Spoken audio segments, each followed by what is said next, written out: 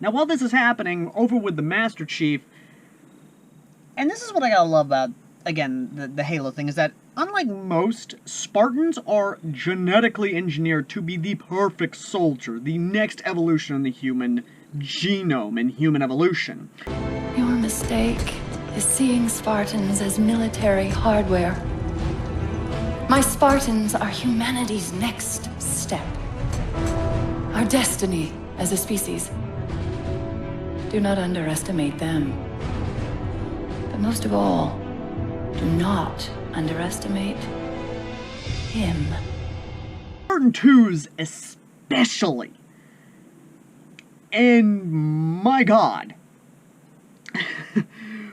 What the Chief does, because as they're training now, Pretoria, basically another Roman thing instead of it being called Reach, Master Chief has to deal with some uppity Krogan. And how he deals with this? Strips off his power armor and literally goes toe-to-toe with them. He takes down a good number of them until the one who is their lieutenant announces that the Master Chief will be the next step for the Krogan.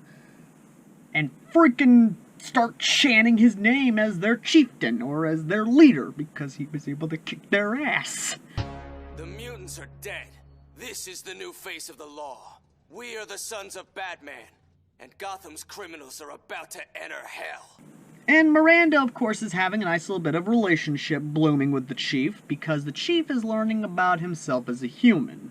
She's learning herself as a person, and it is lovelily written and not actually ham-fisted in like other fanfictions. Now, as this is going on, of course, the Alliance has its own split with the military against the Civilian Council, and this is one that has been told countless times throughout generations, where the military butts head with the civilian leadership, and the civilian leadership did not understand what the military is trying to convey to them, and I am surprised by this point in time in our current year that a military coup has not happened yet, considering what happened in Afghanistan recently. Seriously, I'm legitimately surprised the military hasn't pulled a goddamn coup yet and we're a military autocracy. Or at least a military republic. Which, I wouldn't be opposed to it. Our civilian leadership has kind of fucked up more times than I can count, and we need a military leadership now to actually do the job right. Just saying here, okay? Or at least a libertarian leadership, goddamn. Now, when the Alliance and, of course, the Chief do actually introduce themselves, oh boy, it leads to some really fun stuff. But before we get into that, let's go back to the elusive man sending in his spy, which of course is Kai, or Mass Effect's Genji. Excuse me, the fuck did you just say? For those of you who don't know, I don't own Overwatch, nor have I played it. I have read some of its lore, and I've watched some of the shorts, but I have yet to play Overwatch because it has no campaign, which means I am not going to get into the world itself, and with the recent stuff with Blizzard and Activision, I won't support them at all. I'll happily bootleg some of the stuff or buy secondhand, or even not put any of my money towards that company, because they've lost all my business until they can get their shit fixed. Of course! Now, the big thing about this story and its world is that when the Alliance, primarily when Shepard meets the Chief, there's a lovely little thing there, but before that can happen, Kai comes to Omega to try and assassinate the Batarian who is in charge of it, but that fails horribly and royally. And again, everything about it is just great, and I want you guys to read to that point, but I'm just trying to streamline this because I'm trying to get through all 21 chapters, and we're not even at chapter 21 yet. So, moving on, Kai gets spotted by Miranda. She tries to kill the bastard, and that doesn't happen. Tries to escape to a ship, the ship blows up, and they move on back to Pretoria. Praetorian? Latin was not one of the languages I learned in high school. Granted, it was Spanish 101, but even then, I barely remember any Spanish. Then we get the one thing that everyone has always longed for in these types of crossover fanfictions. Shepard and the Chief. How do they stack up against each other? Well, the Chief actually takes the Normandy squad down a fucking peg, and this is the Normandy squad from Mass Effect 2, meaning all our favorite characters from Mass Effect 2 and the DLC are there. Now, this did happen well after the DLC mission with the asteroid, the Reaper beacon, and all that, so that continues on. They are put into a training simulation where it's all them against the Spartan. And who do you think wins? Of course it's the fucking Spartan. I mean, it's the Chief, for God's sakes. And even if it wasn't the Master Chief, Noble Team would have been able to take him out. Frickin' any UNSC Marine would have been able to take out any UNSC...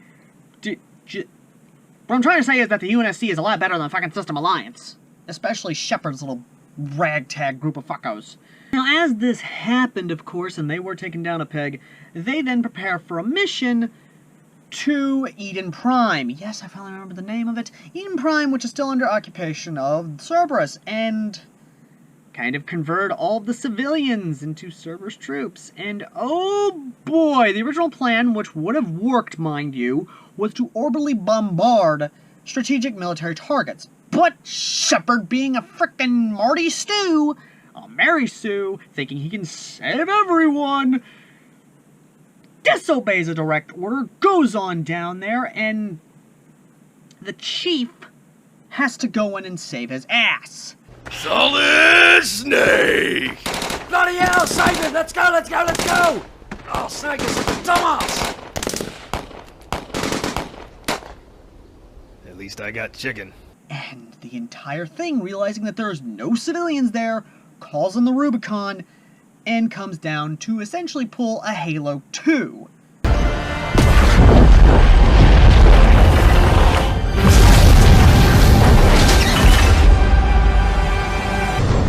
EMP! Losing power!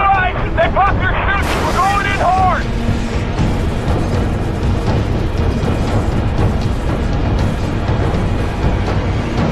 Now, you're probably asking, what were the casualties of the Rangers? Yes, the Rangers, not Hell Jumpers, not Marines, Rangers. What casualties did they take? 42. 42 Rangers died on Eden Prime. And over 100 Alliance Marines died on Eden Prime. How many casualties? We executed the mission. How many? Our instructions were to take this hill. You should have waited for There us. wasn't time. What about our... We had orders! The hell with our goddamn orders! Shepard, I get you're trying to be a hero, I get that, but you directly disobeyed an order from a commanding officer. You disobeyed a direct order to not be planetside, and your actions cost you well over 100 and something casualties friendly. Only to confirm that there were no civilians in the city. And this is where things get good, because when Shepard is reprimanded, Miranda gets a beautiful character arc in that she cares for these Rangers. She fucking trained these Rangers of 1st Battalion. And this hard-headed son of a bitch killed 42 of her Rangers. These are men! Our men! When did you forget? I understand that war is a hard thing, and I've talked with a lot of veterans, many of them who understand the risk, but they have plans, they have strategy, they understand there is going to be casualties, but if you have a well thought out plan and you don't go in fucking gung-ho, headlong in there, thinking you can be a fucking hero, goddamn Rambo it, then the casualties will be low on your side. But if you go in there half-cocked, the casualties on your side are going to be astronomical. They are going to be high. And the person who did that, mind you, the person who caused those high casualties, needs to be taken down a peg. Needs to be reminded that human casualties can be avoided if a plan can be carried out effectively and without problem. Shepard did neither of those. And I know you guys are probably going to say, oh, you're a little hard on Shepard, aren't you? No, I'm not hard on Shepard. I'm pointing out his fucking flaws. And because of those flaws, he was demoted and is now a lieutenant. And Anderson is now back in command of the Normandy. And for good fucking reason. And during this entire time, as I'm reading this, though, the one thing I'm a little bit disappointed in is the fact that there is no Sergeant Johnson. Humanity. We regret being alien bastards. We regret coming to Earth. And we most definitely regret the Corps just blew up our raggedy-ass fleet! Hoorah! Where the hell's my Sergeant Johnson? I want my Sergeant Johnson. Just... If someone can link me or tell me a title of a Sergeant Johnson Mass Effect fanfic, which I am reading a Star Wars one where Sergeant Johnson's in Star Wars The Clone Wars, which is called The Legend of the Sergeant, and yes, that will be reviewed one day, I fucking promise you. Somebody make it happen. Do it! Just do it! Now, as this happened, of course, with Shepard now being retrained along with the rest of the Normandy squad, as well as all the other Alliance Marines, Shepard is humbled by it. He understands he fucked up. And if you're wondering why I'm happy about that, anyone would. Any actual competent officer would understand that they fucked up, and that they would want to work to undo future fuck-ups, and want to undo possible future casualties under their command. Shepard is being a good lieutenant. He is wanting to work to better himself, to avoid future casualties, and the Marines around him respect him of that. The enlisted respect him for that, and I respect him for that. If he was a arrogant son of a bitch, he would have tried to claim that none of the casualties were his fault. Like any other dumbass officer. Tried to claim it was the enlisted's fault for not following his brilliant fucking plans. For anyone who's ever been in the service, you understand what I'm talking about. And my father himself was a victim as an enlisted man to an incompetent CO. Not only an incompetent lieutenant, but also a captain, a colonel, basically all the way up to a fucking major. From the lieutenant to the major, all were incompetent dumbasses in my father's unit. And I had the unfortunate nature to actually sit with one. Moving on. Now, the galaxy itself is currently in a bit of a schism. The Solarians have completely isolated themselves. The Reapers have arrived into the Batarian system, and the fact that they're in the Batarian system gives everyone a very much so interesting thing to do. But before that happens, though, they have to prepare for combat against the Reapers. So they take any sort of data or anything they've learned and begin to prepare for that sort of combat with the Reapers. And what they've learned is that the Mac cannons are actually effective against them, and that they are rudimentary AI, meaning that after so many years of effectively doing this so many times, that they are prepared to do it again the same way they've always done. They haven't changed their strategy, they've always done what they've done. So, in a sense, what this intel tells us, and what this intelligence tells us, is that they are heavily reliant on the relay systems, which slip space drives make mutely useless, so they can make them booby-trapped, essentially, and that's what they do. That's the first one. They test out this theory of their rudimentary systems, because when the Turian fleet actually does link up with the Alliance and with the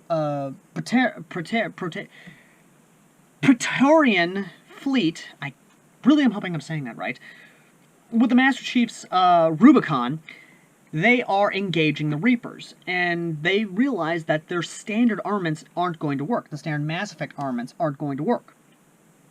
But the Max and the UNSC arsenal cuts through them like paper. Like wet paper. And not only that, but they have rudimentary weaponry, essentially. They use heated metal, essentially, as a weapon. They don't use a laser or a plasma-based weaponry. They use heated metal. And that's what really kind of gives them an edge, because the thicker armor on UNSC vessels and the thicker armor they are retrofitting the rest of the fleets with gives them a better edge against them. And the Max, as even the Mini-Max, tears through Reapers like no tomorrow. And they're able to take out the Reapers that were engaging them. Then they put a fusion bomb on the relay and immediately jump out, with the fusion bomb being bring proximity to the energy signature of the Reapers. So when the Reapers come in close proximity of that fusion bomb, the fusion bomb goes off and completely kills anything. And if you remember the DLC from Mass Effect 2, where you do detonate essentially a relay by slamming a fucking asteroid into it, I'll be honest, I wouldn't be surprised if the Reapers actually did survive, or at least their numbers are shrunk down from the original supposed million plus. That is a calculated guess of how many Reapers there are. Now, as that happened, they prepare other strategies. They're essentially working out strategies, ground strategies, which are legitimately really good. They're not going to hold planets, they're just going to hold out long enough to evacuate as many people as humanly possible. And then get the hell out. And they even have nuclear weapons. Now, aside from the military aspect of it, they also are introducing new technology to the rest of the galaxy. Not only, of course, the Forerunner technology, but also the Covenant technology and new gene technology, allowing the Quarians to go under gene modification to jumpstart their immune system and give them the ability to no longer wear the suits, which is what they actually use to win them over in a military alliance and even economic trade agreement. And while, yes, at a meeting where they and everyone else in the galaxy is there, they use that card, and they do win them over. They do win the Quarians over. Now, with the Asari, after the Republic GTFO'd and slip-spaced out of there, everyone was talking about how they're going to win the Asari. Well, apparently, aside from the bourgeoisie Asari, and of course the proletariat Asari butting heads, the religious section of the Asari, after of course the cameras had captured John stepping out of the temple and hearing that he is the Master of Chiefs, a religious movement began again. Those who originally weren't to Athena's teachings, but those who were also religiously curious, began to actually come to the temples. Those who were still devout believers of Cortana really started ramping up the preachings and really started basically making people into believers. And the fact that the Master of Chiefs is now among them, her protector, her guardian, is there among them, is basically like a second coming of God for us. And I'll be honest, the way they can do this is if the Master Chief sends them a message saying that he is coming to protect Cortana's children, her chosen, to help smite those against the light. Literally use the religious angle against them. Hell, an Asari who was half human actually was talking about dressing up as Athena, actually adorning her likeness and coming down to... Yeah, but they were like, you know what, we'll just put a pin in that, because, again, yeah. Moving on.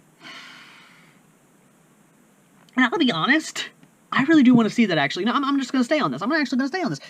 I actually want to see that happen. I cannot wait to see how this author actually does that, because the best and most logical way is if the Chief sends a message to the Asari, to the loyal Asari, and basically pushes that whole thing of the Master of Chiefs is coming to help you, coming to be your guardian, coming to save you, and put the fear of fucking God, of the goddess, into Arya, and the rest of the criminal scum under her command.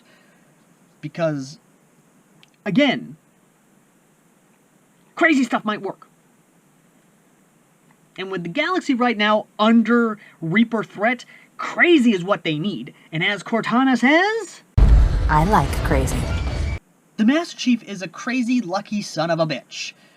And by God Almighty, he needs to get that crazy luck to win the Asari Republic back over. And when that happens, I hope that we see the resurgence of the Spartans. Because If anything, they're going to be because the way I see it, they're going to be those who want to join him, not to, bear his daughters, but be a warrior just like him.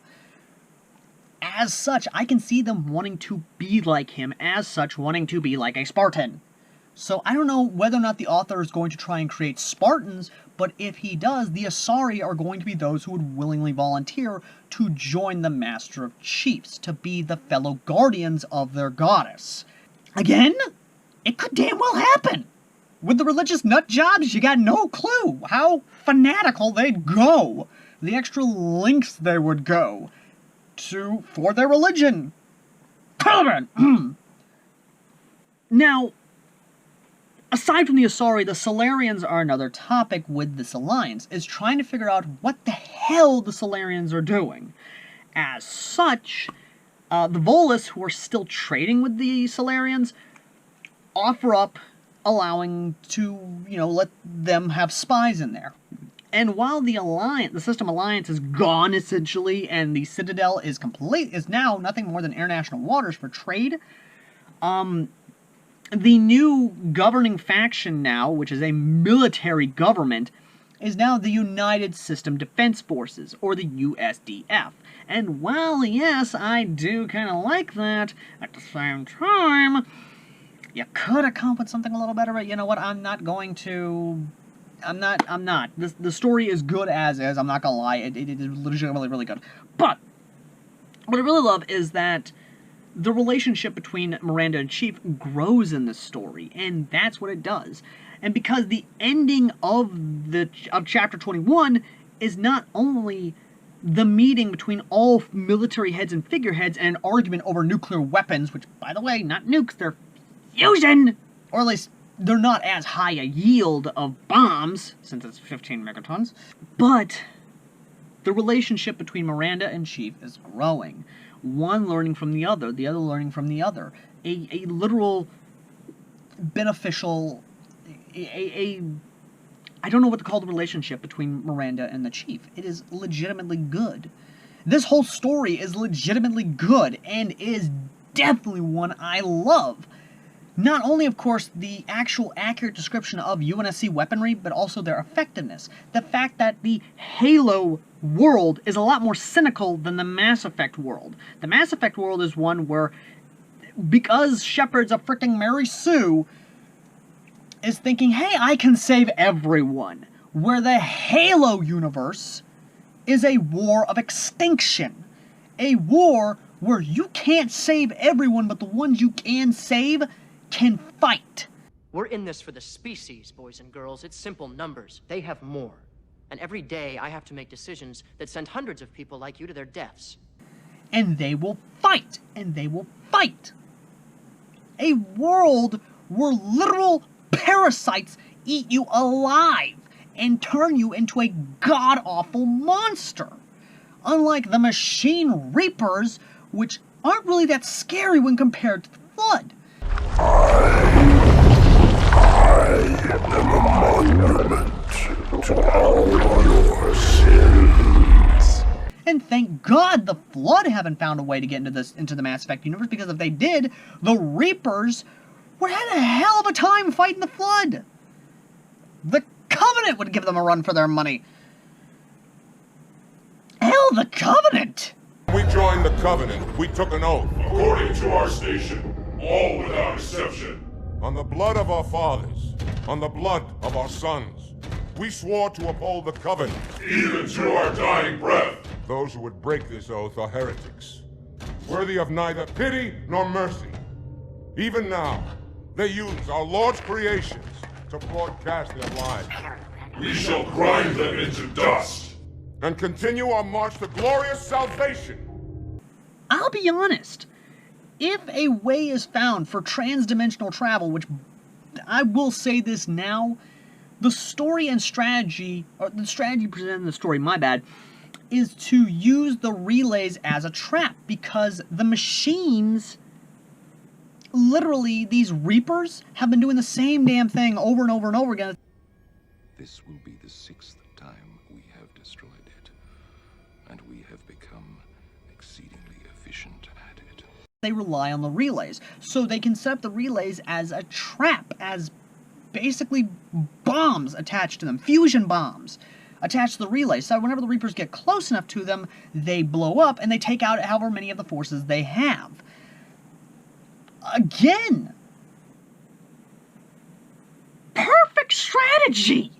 And one we learned from Halo Reach when they put a fusion bomb, or at least, I guess you could say a slip space bomb, in that Covenant ship. Speaking of Reach, I'm surprised Noble Team hasn't come in here. I'm surprised none of the other UNSC characters show up, because again, Sergeant Johnson in this story would be fucking amazing. We need Sergeant Johnson. I know he died in Halo 3 and it still hurts me, god damn it.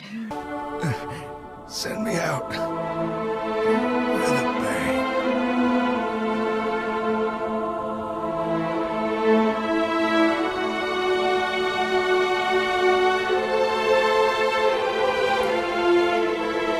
Come on! I don't care how you gotta do it. Fucking do it. Okay? Not like that, but there is actual moral questions presented in the story. There are actual legitimate other questions presented in the story that are done really damn well. The Chief is done well. The characters are done well. The technology is done well. The Halo meshing with Mass Effect is done well. To the Australian author, and yes, the author of this story is Australian, you, good sir, are a Chad.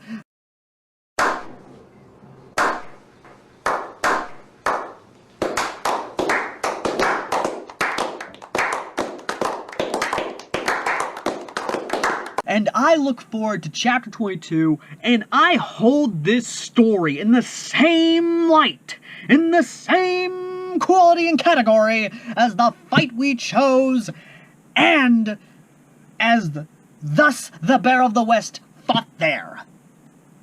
You, good sir, are amazingly talented. And I wouldn't be surprised if you had another story idea lined up. And if it's one where Sergeant Johnson somehow, and yes, I know I'm on this, but god damn it, you know it would be good if Sergeant Johnson somehow comes to Mass Effect universe. Or Noble Team comes to the Mass Effect universe. That, my good friend, would be amazing. But either way, thank you, Slinky Cat, for giving me this story to review, to sponsoring this story to review. And I recommend everyone who can to go down below to the link in the pinned comment and read this one yourself. Let the author know I sent you. Hell, tell them I sent you, and enjoy this lovely gem for yourself. And if you can find me a Sergeant Johnson in Mass Effect, please, please link it, or message it to me if you're in the Discord server with the other authors. Please link it to me, because I legitimately will enjoy it, and you will be my next best friend. But, till then, ladies and gentlemen, next time, a rapid-fire review of The Boy Who Lived meets IMP. And then another rapid-fire review of BoJack Horseman Raises a Boy Wizard. And then the next PayPal-sponsored review, which is an officer being isekai'd into the Revolutionary War. Hopefully, I can get through the first arc, because if not, then it's probably just going to be the first 10 chapters. Till next time, ladies and gentlemen, and if you want to sponsor a online book review or a fanfic review, or you just want to help out the channel in general with future content, then consider donating to the PayPal link down below. And as always, ladies and gentlemen, I've been Airsoft Al. Dear God, I'm going to be looking into more Halo and Mass Effect fanfics, because if this one is the bar I'm setting them at, then I hope the rest don't diss a fucking point. Till the next time, ladies and gentlemen.